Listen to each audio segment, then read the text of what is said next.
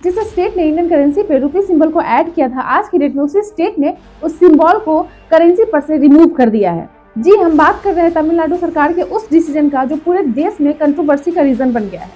और तमिलनाडु ऐसा करने वाला इंडिया का पहला स्टेट बन गया है जिसने अपने बजट के लोगों पर से रुपी सिंबल को हटा करके तमिल लिपि में रुपी सिंबल को ऐड किया है। आखिर इसका रीजन क्या है? क्या किसी स्टेट को ये राइट है, ये अधिकार है कि वो नेशनल करेंसी सिंबल को चेंज या रिमूव कर सकता है? आइए इस वीडियो में समझते हैं।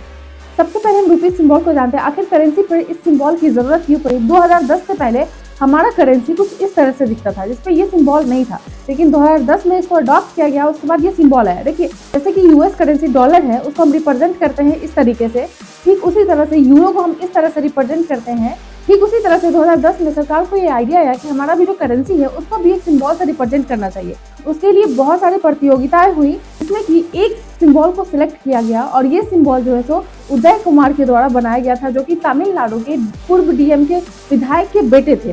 तो उन्हीं का ये डिजाइन किया और सिंबल सरकार ने फाइनल किया और इसको जो है सो करेंसी में ऐड किया। तो ये हिस्ट्री थी इस सिंबल को ऐड करने की।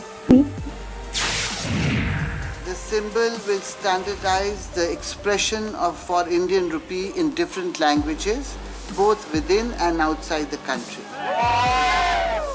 A new rupee that has catapulted the young creator of this symbol to a new high. It's a great honor to be part of the Indian history. This symbol, how does it reflect Indian ethos and culture? This is Devanagari Ra, and if you look at all the scripts in the world, only Devanagari Ra has a Shiroreka, which is the top line, which is unique to the Indian scripts. No other scripts in the world has that. Put a horizontal line in between the Ra, so that we get a tricolor. If you see the symbol, the space between them, between the two lines acts as a white space, so it makes a tricolor flag. Uday's design, picked by a 5-member jury from among 4,000 entries, now gives his signature to the rupee, like the pound or the dollar. Uday has been awarded 2.5 lakh rupees.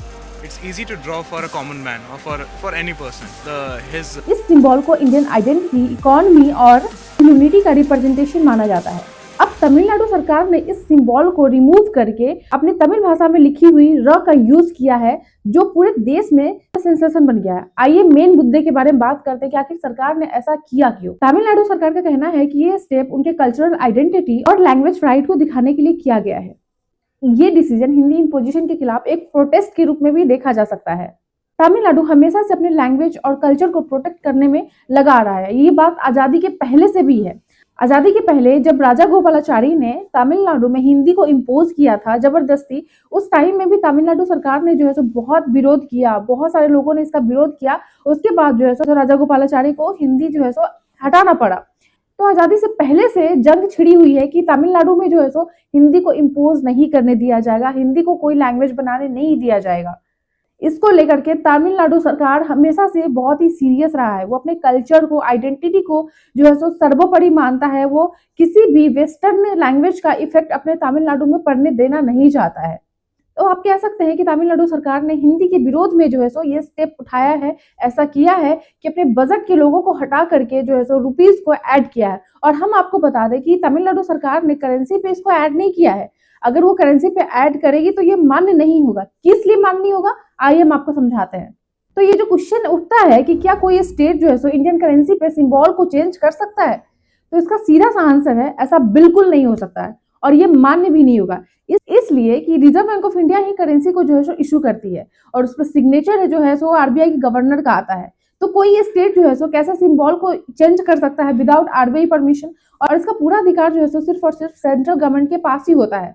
वो जो currency छपता है किसी particular state में छपता है, तो बिना RBI के consent से, बिना सेंट्रल गवर्नमेंट के कंसेंट से ये सारी चीजें हो ही नहीं सकती है। जब आरबीआई और सेंट्रल गवर्नमेंट चाहेगा तभी ये डिसीजन लिया जा सकता है, तभी किसी चीज को जो है सो चेंज किया जा सकता है। तो किसी भी स्टेट के पास ऐसा राइट है ही नहीं कि वो सिंबल या इंडियन करेंसी पे कुछ भी चेंज कर सके।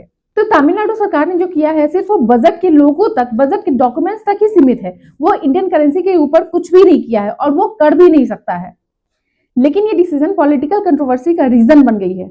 Central finance minister Nirmala Sitharaman ने इसे नेशनल यूनिटी को तोड़ने वाला स्टेप कहा है। अपोजिशन ने इसे कल्चरल प्राइड का मैटर बताया है, लेकिन सच ये है कि ये एक सिंबॉलिक गेस्चर है जो असली करेंसी को इम्पैक्ट नहीं करता है। तो अब आप हमें बताइए कि ये तमिलनाडु का जो डिसीजन है ये कल्चरल आइडेंटिटी को दिखाने के लिए है या फिर नेशनल यूनिटी को चैलेंज करने के लिए है। प्लीज आप अपना ओपिनियन जो है सो मेरे कमेंट बॉक्स में जरूर दें, और अगर आपने मेरे चैनल को सब्सक्राइब नहीं किया है तो प्लीज मेरे चैनल को सब्सक्राइब करें। मिलती हूँ मैं आपसे नेक्स्ट वीडियो में, तब तक के लिए जय हिंद।